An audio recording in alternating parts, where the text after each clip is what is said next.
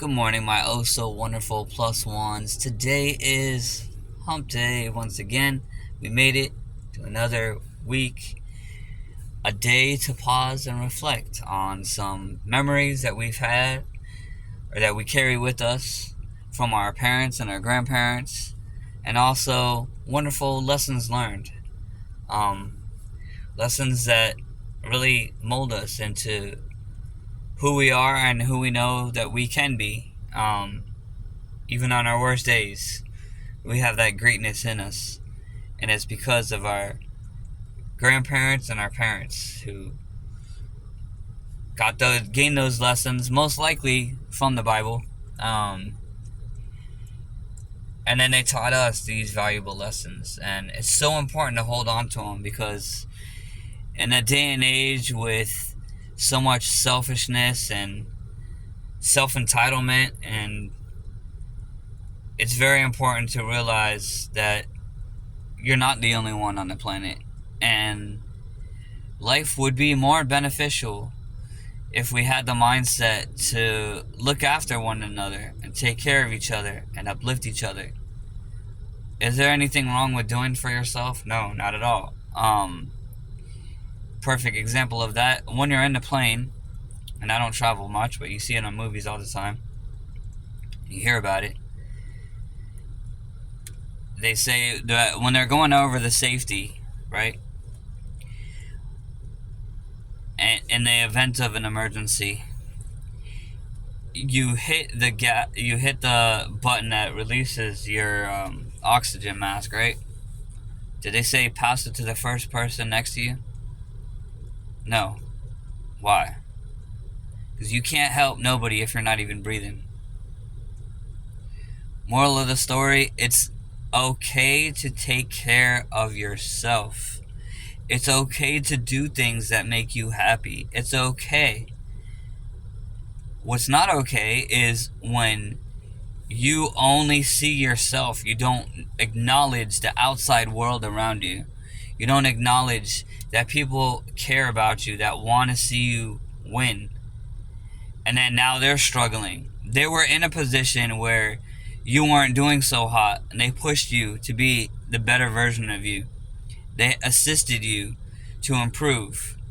They did things, they made sacrifices financially, socially, maybe some other ways. They made sacrifices to make your life better. And now they're struggling.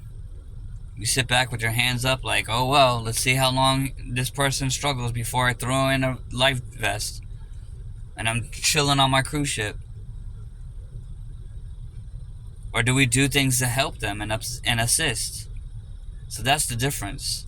When you do for yourself, that doesn't make you selfish. What makes you selfish is you exclude everything and everyone outside of that little bubble that you have, and you just make it about you. That's what's selfish.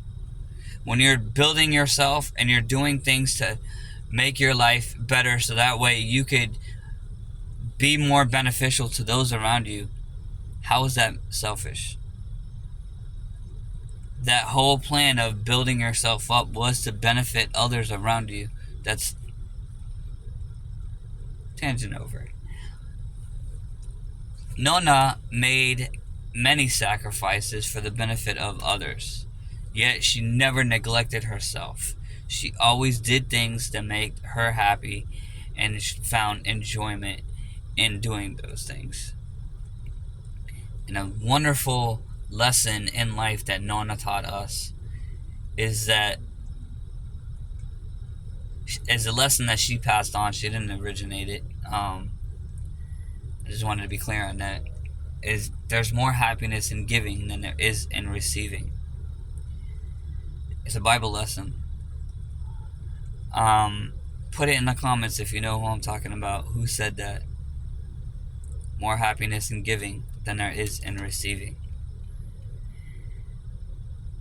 And the more you reflect on that, the more truth you'll find in that.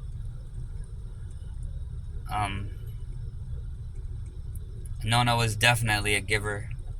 She enjoyed making meals and sharing those meals with loved ones and people who showed her any kind of kindness, she wanted to make them a meal, and that's how she showed love.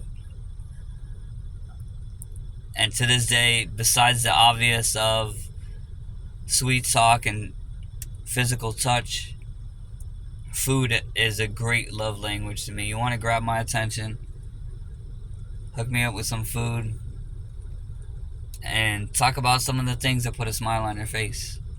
And that's one sure way to bring us closer. I love you.